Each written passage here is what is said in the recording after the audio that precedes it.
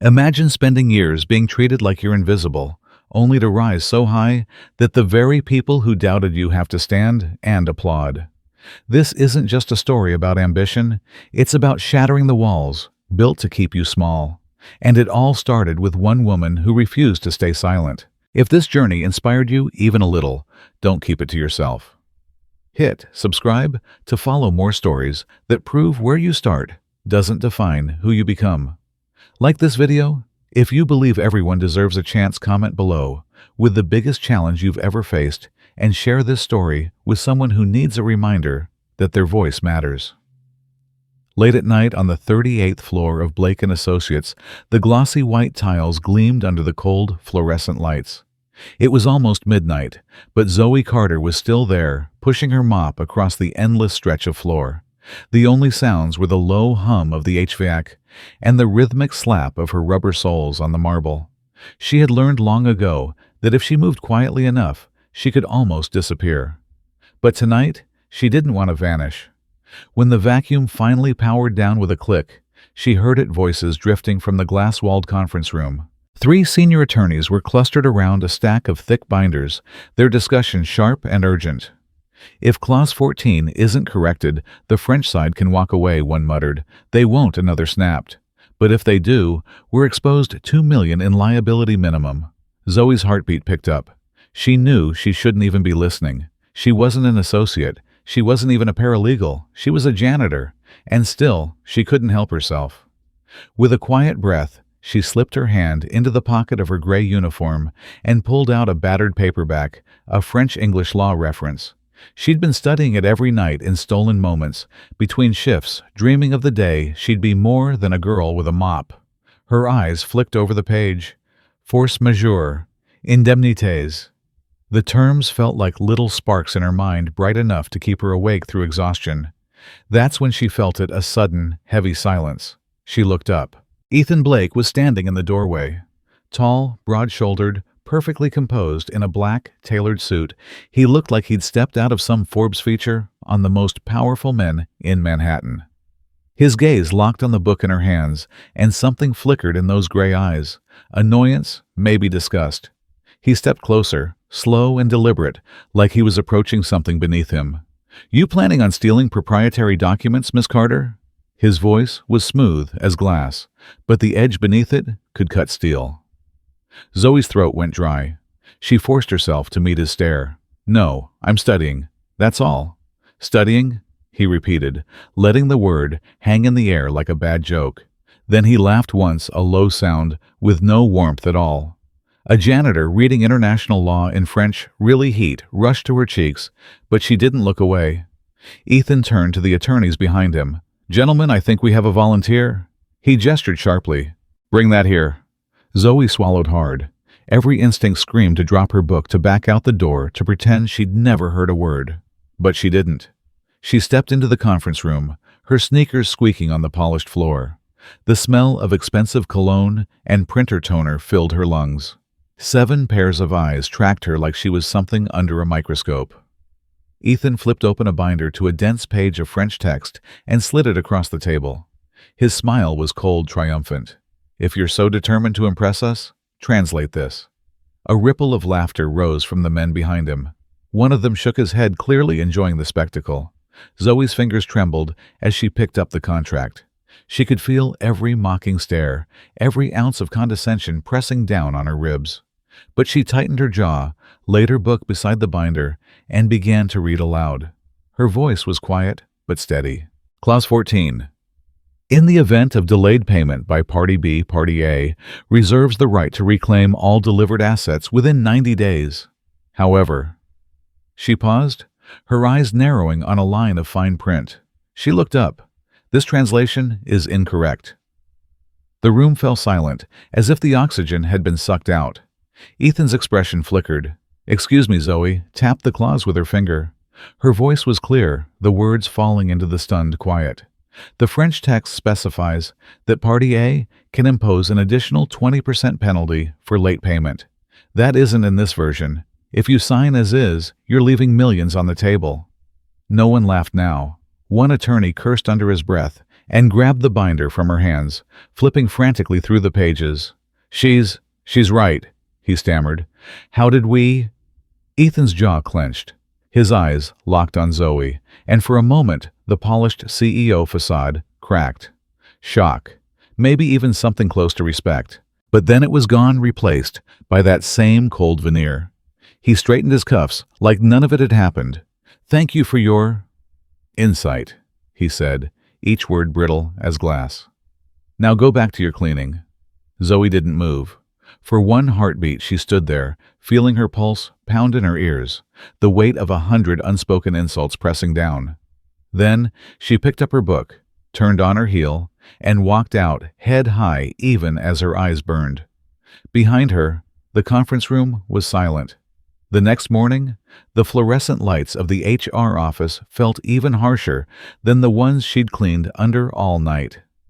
Zoe stood stiffly across from the oak desk, her hands folded so no one would see how hard they were shaking. Across from her, Helen Baxter, head of Human Resources, was tapping a printed report with the edge of her manicured nail. She didn't look up when she spoke.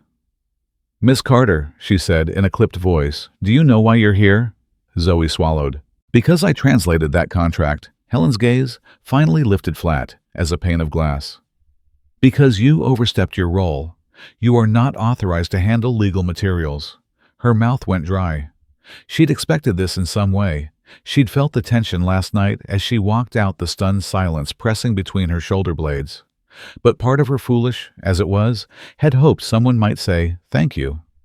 The door swung open with a soft click, and Vanessa Crowe stepped inside like she owned the entire building. Tall, immaculate, in a navy dress suit, Vanessa was the kind of woman who never bothered hiding her contempt. Zoe tried to keep her eyes steady, but Vanessa's smirk made it impossible not to feel small. Vanessa planted her palms on Helen's desk and leaned forward, her voice dripping with disdain. "You think you're clever, don't you?" she hissed. "You think you can just waltz into our work like you belong here?" Zoe's jaw tensed. "I wasn't trying to cause trouble. I was trying to help." "Help?" Vanessa let out a short, sharp laugh.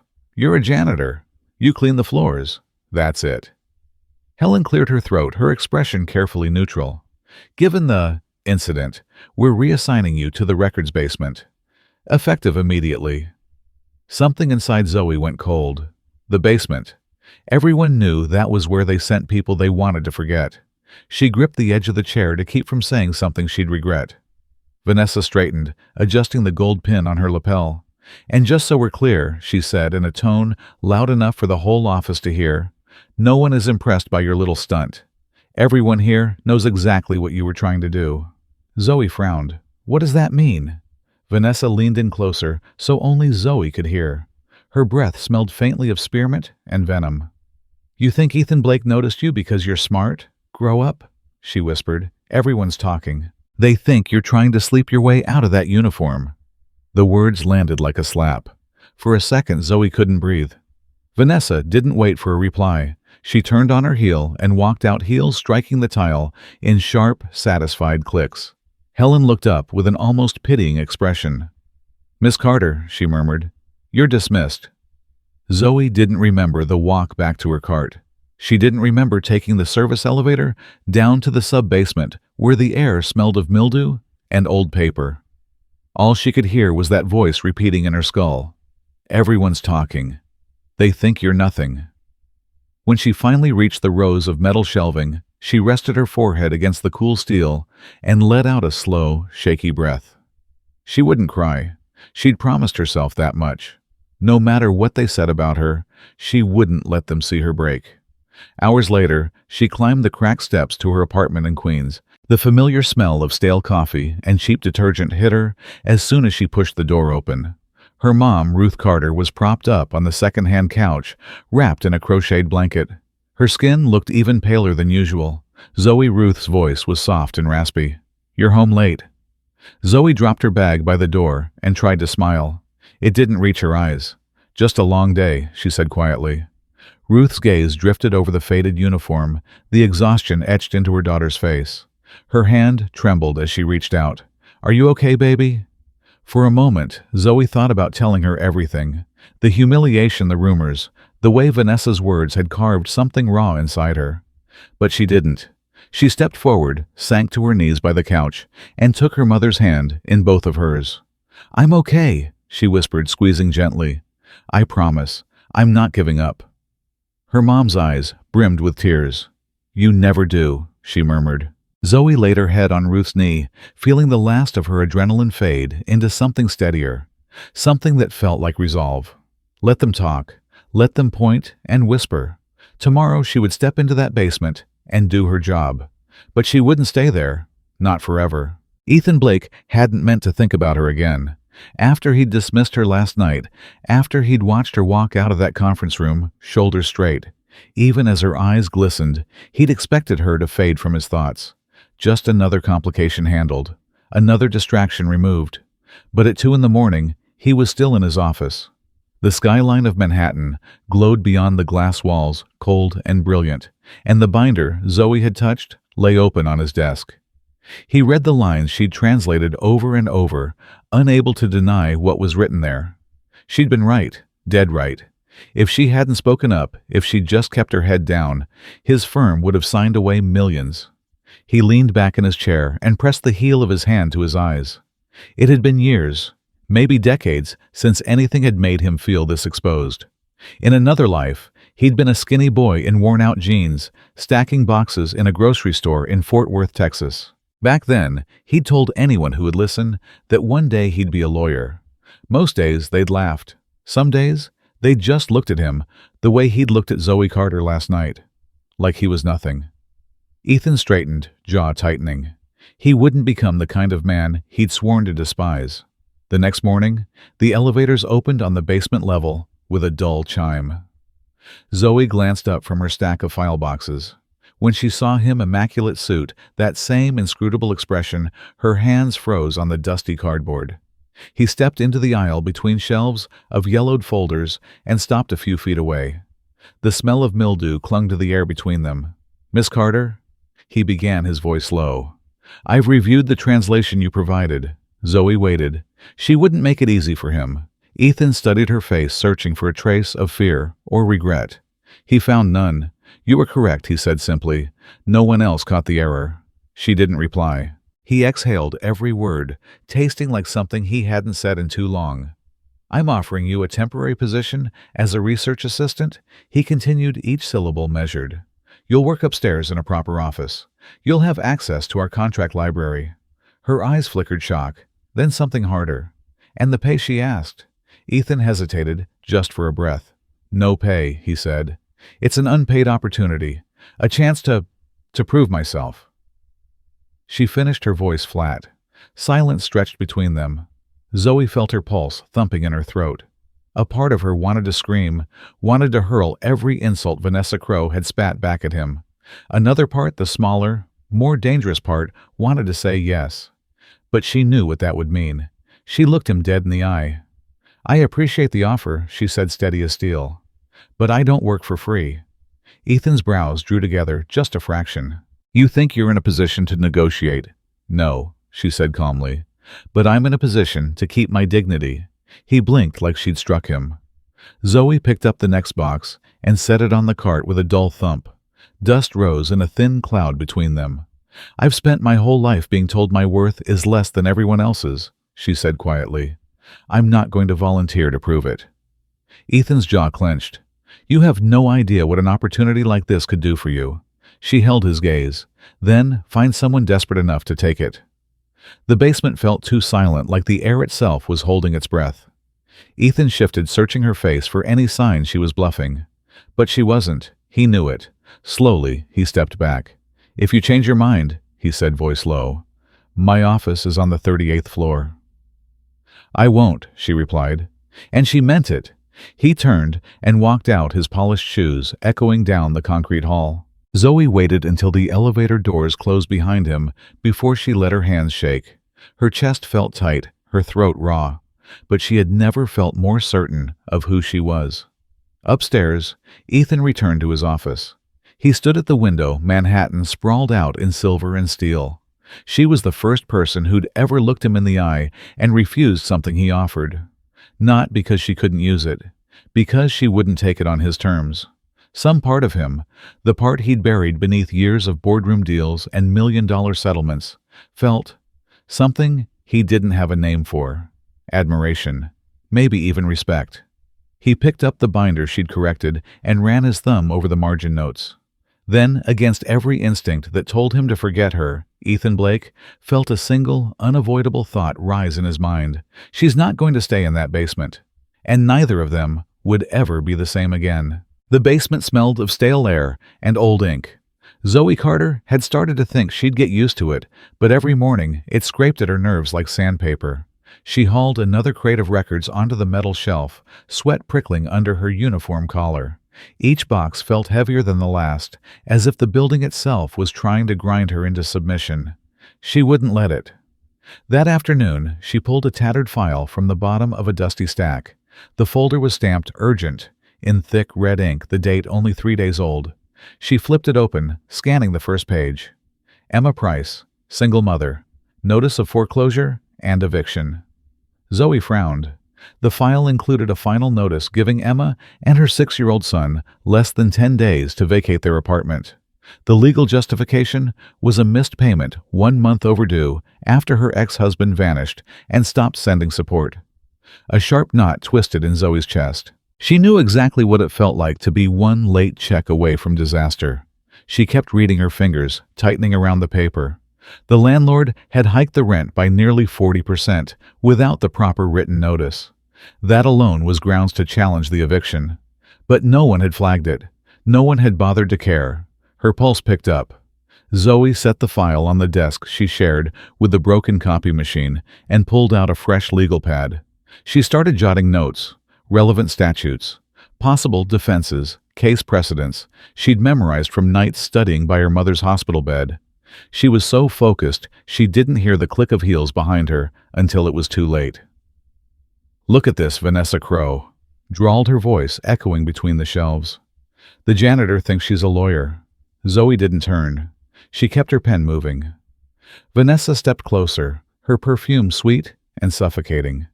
She plucked the folder from the desk and flipped through it with a bored expression. "You're wasting your time," she said flatly. "This case isn't assigned to you. No one here cares what you think." Zoe finally lifted her head. Her voice was calm, but her eyes were hard. "If no one cares, that's exactly why I have to." Vanessa's laugh was low and mocking. "Don't pretend this is noble. You just want another chance to play hero in front of Ethan Blake. Maybe you're hoping he'll forget what you are." Zoe's hand curled around her pen until her knuckles ached. She forced herself to breathe. "What I am," she said quietly, "is someone who gives a damn when nobody else will." Vanessa slammed the file shut. "And you're someone who doesn't know her place." She shoved the folder back into Zoe's chest, her manicured nails grazing skin. "Clean your floors, Carter. Leave the law to professionals." Vanessa pivoted on her heel and stalked away, her steps fading up the stairs. Zoe held the folder against her heart. Her pulse thudded in her ears. She knew Vanessa was right about one thing. This wasn't her job. It wasn't her fight. But when she closed her eyes, she saw a woman sitting at a kitchen table, clutching an eviction notice with hands that wouldn't stop shaking. She saw a little boy who wouldn't understand why his bed was gone. And Zoe knew she'd never forgive herself if she stayed silent. That night, she walked the cracked sidewalks back to her apartment, the folder wrapped in a plastic grocery bag to keep it dry. Her mother was already asleep.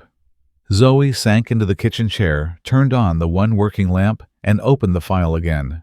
She spent hours building a timeline, dates of payments, notices, phone calls. She copied the relevant clauses from her battered tenant law handbook.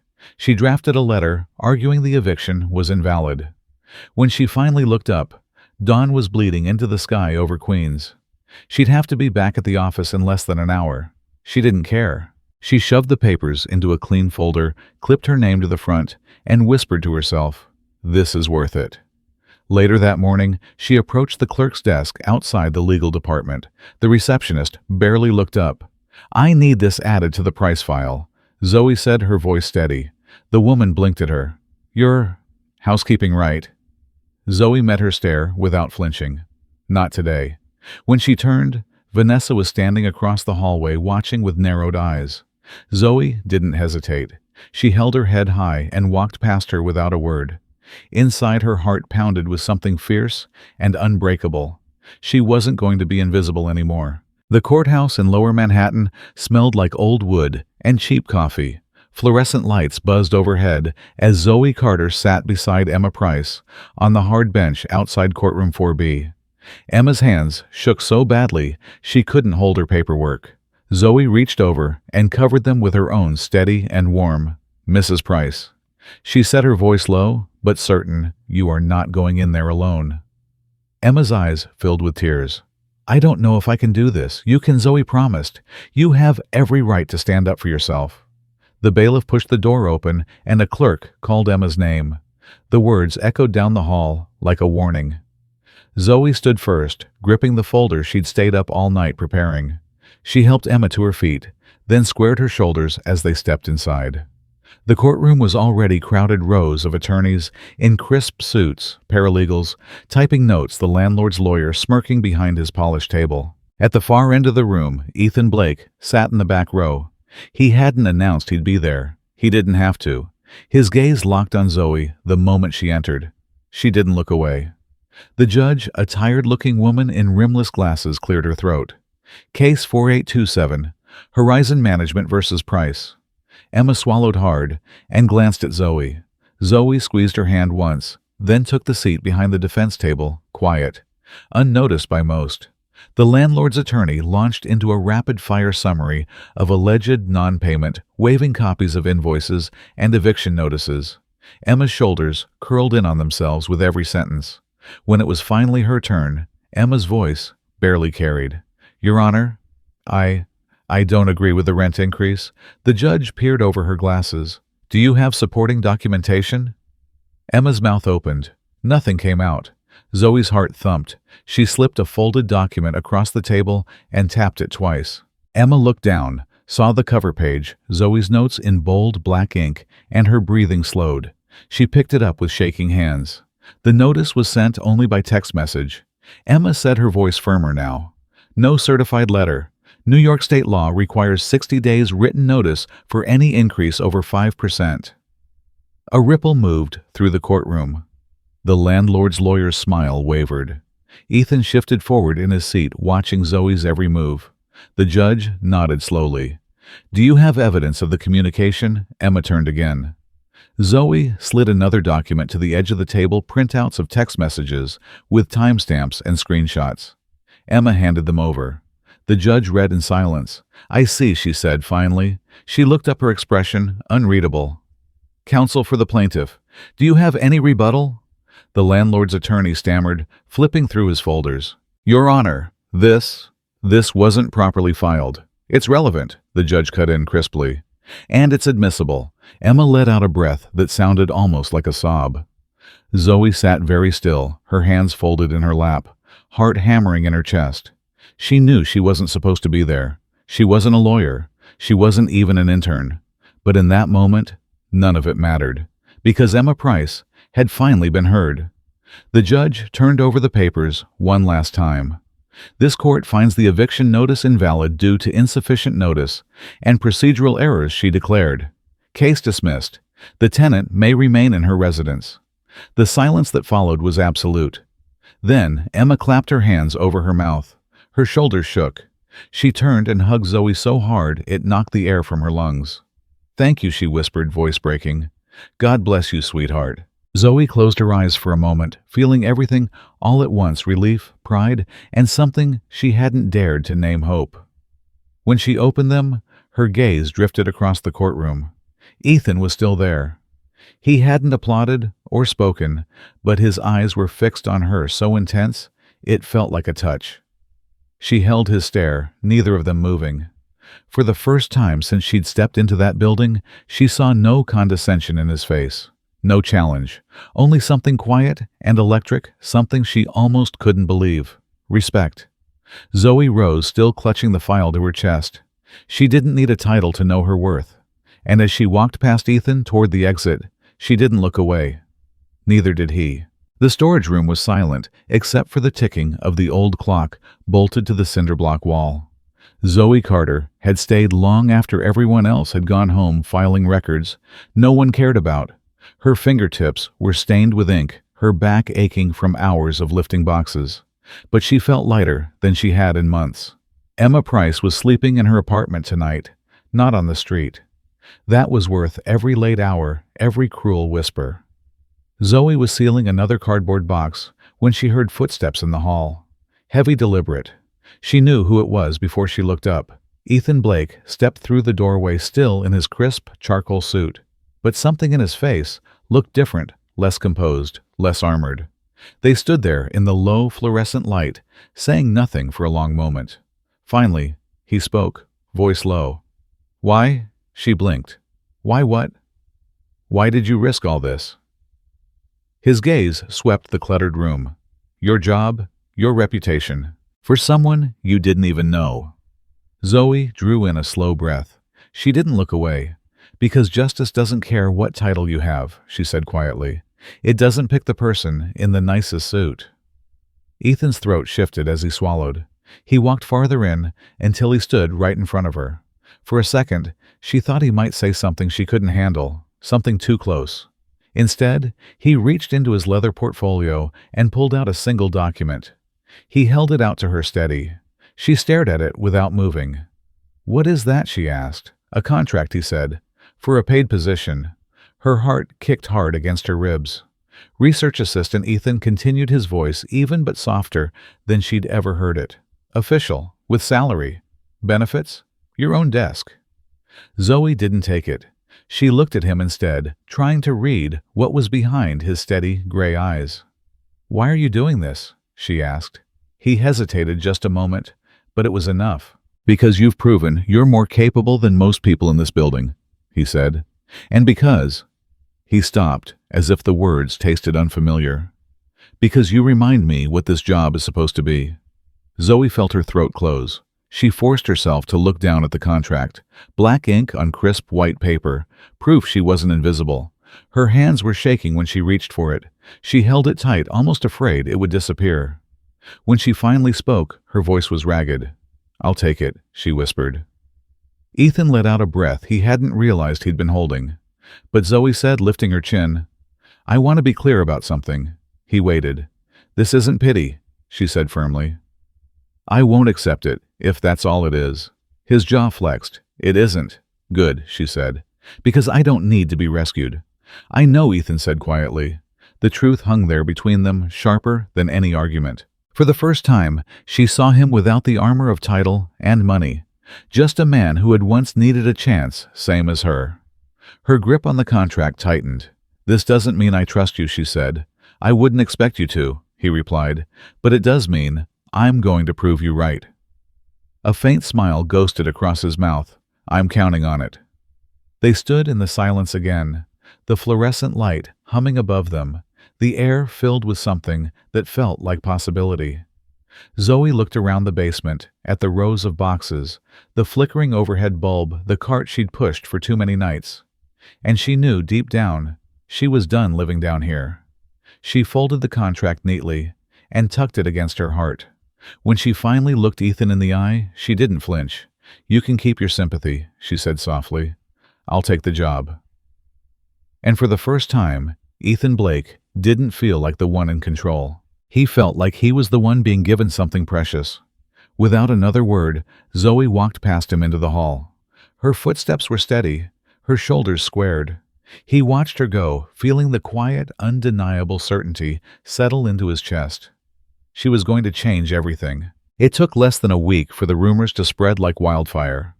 By the time Zoe Carter stepped off the elevator on the 38th floor, she could feel the change in the air. Conversations that used to stop when she walked past didn't even bother pretending anymore. They just shifted into louder whispers. "She's just a janitor." "Everyone knows why Blake gave her that contract. Sleeping your way to a desk classic move." She tried to ignore it. She tried to keep her eyes straight ahead and her breathing even. But the words clung to her like smoke she couldn't wash off. That morning, Ethan had summoned all senior staff to Conference Room A, polished wood walls, panoramic city views, and a table that could seat 20. Zoe had never been in a meeting like it. She stood near the end, clutching her files so tight her knuckles turned white. Vanessa Crowe was already there, perched in her chair like a queen at court. She didn't bother hiding her satisfaction when Zoe walked in. The meeting started with routine updates. New clients, billing targets, quarterly goals. Zoe listened silent, invisible, until Vanessa cleared her throat. "Before we adjourn," she said smoothly, "I think we should address something that's becoming problematic." The room stilled.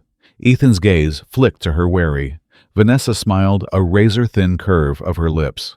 "It's about Miss Carter." She continued, folding her hands over her tablet. "I think we all deserve clarity on why she's been given privileges no one else has."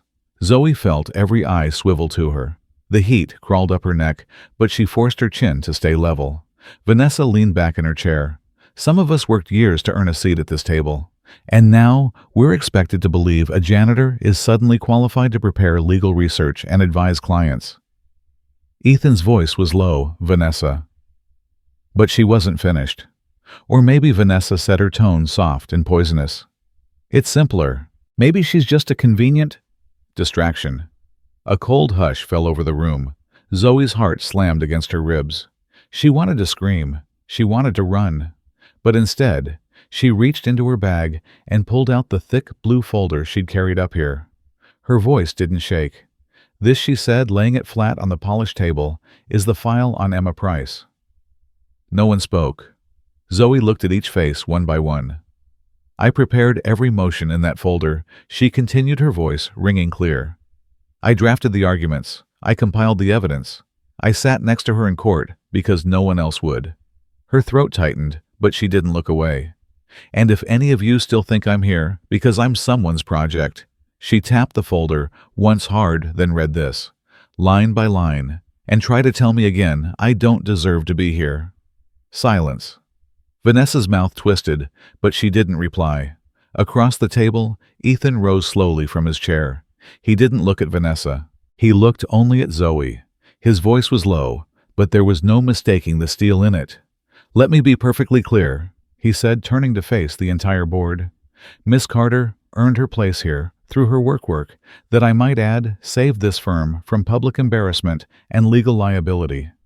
A few people shifted in their seats. No one met Zoe's eyes. Ethan's gaze swept the room, steady and unflinching.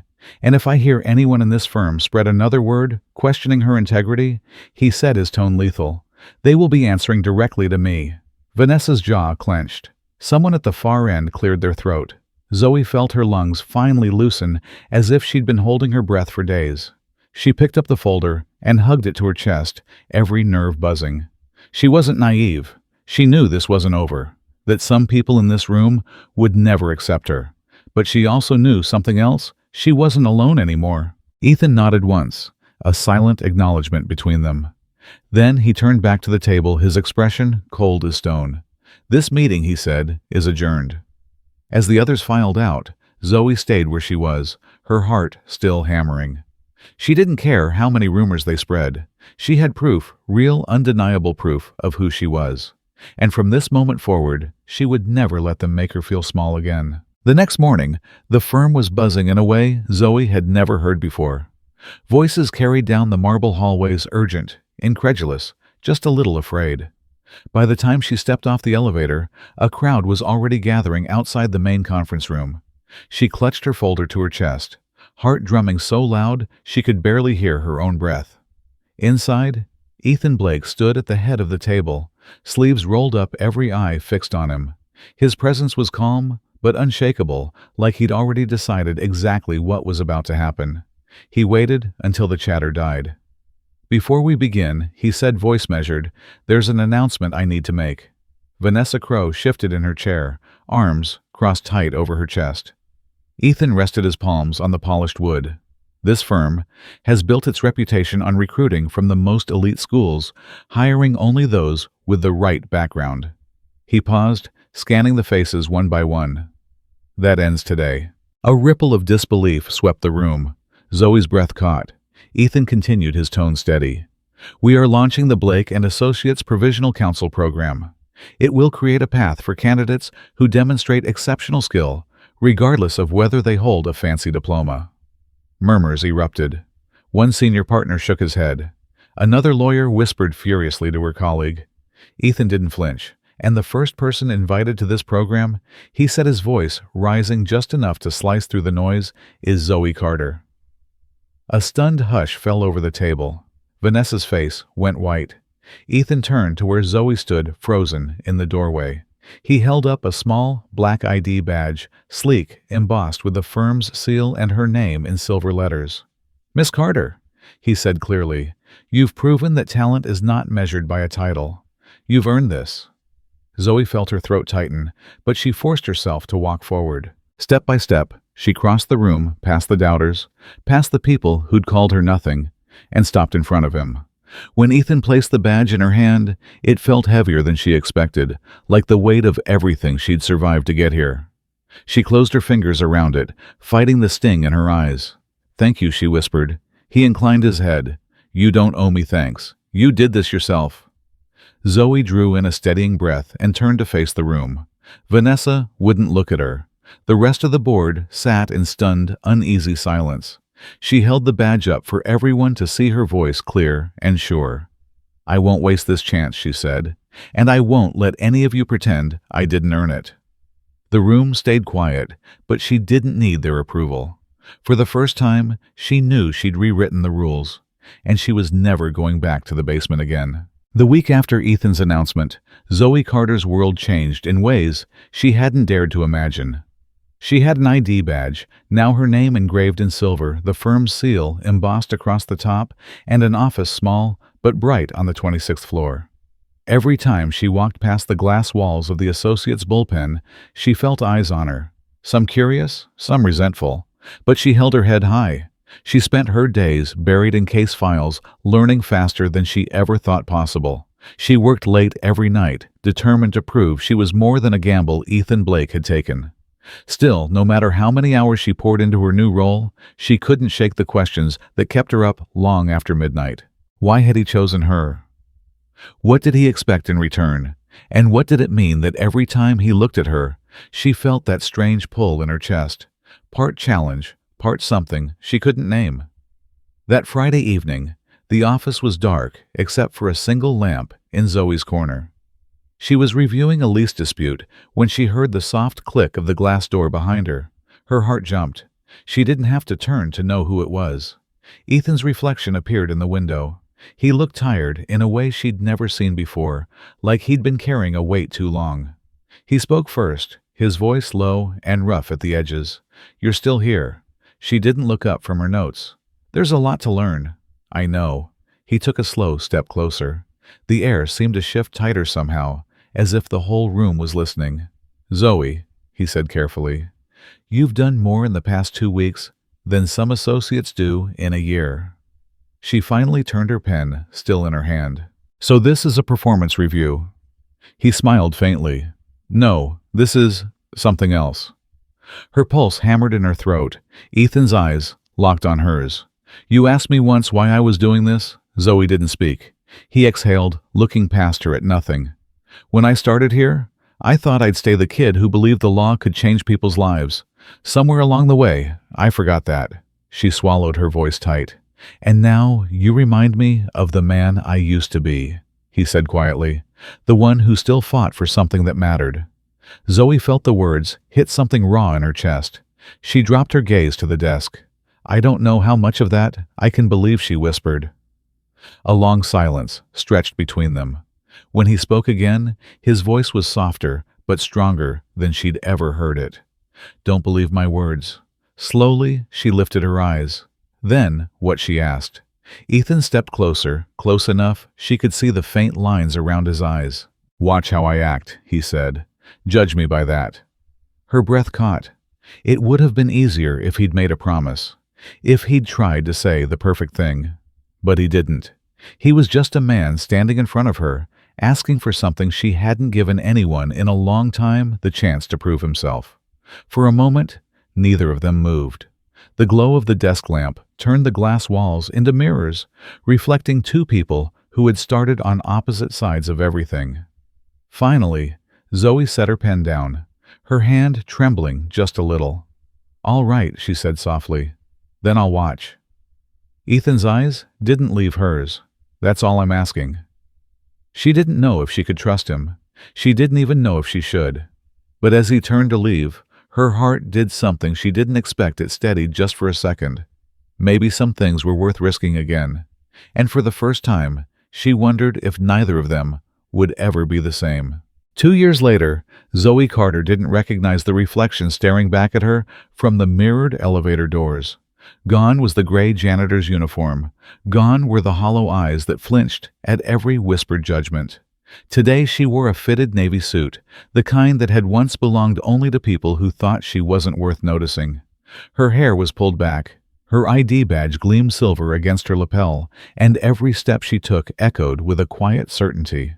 When the elevator doors opened onto the 38th floor, heads turned, but no one dared to question why she was there anymore. The glass conference room was filled with the senior partners of Blake & Associates, every seat occupied. Files were stacked in neat rows, and the floor-to-ceiling windows framed a sky so clear it looked unreal. Ethan Blake stood at the far end of the long table waiting. His gaze caught hers the instant she walked in, steady, unguarded, nothing left of the man who had once looked down on her with icy detachment. She crossed the room without hesitation. The hush that followed was different now, less about disbelief, more about respect. Ethan's voice broke the silence. 2 years ago, he began, "I watched you walk into this building and refused to be invisible." Zoe felt her chest tighten, but she kept her eyes locked on his. "You fought harder than anyone I've ever met," he continued. "You proved to every single person here, and to me, that skill has nothing to do with pedigree." He reached down and picked up a folder bound in black leather. As he held it out to her, his hand was steady. "I didn't call this meeting to offer you another promotion," Ethan said, his voice low, but ringing with conviction.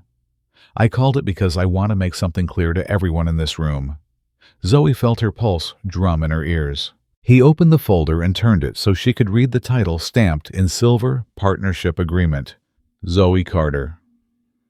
A stunned silence rippled across the table. Ethan's voice didn't waver. "I'm not hiring you," he said quietly.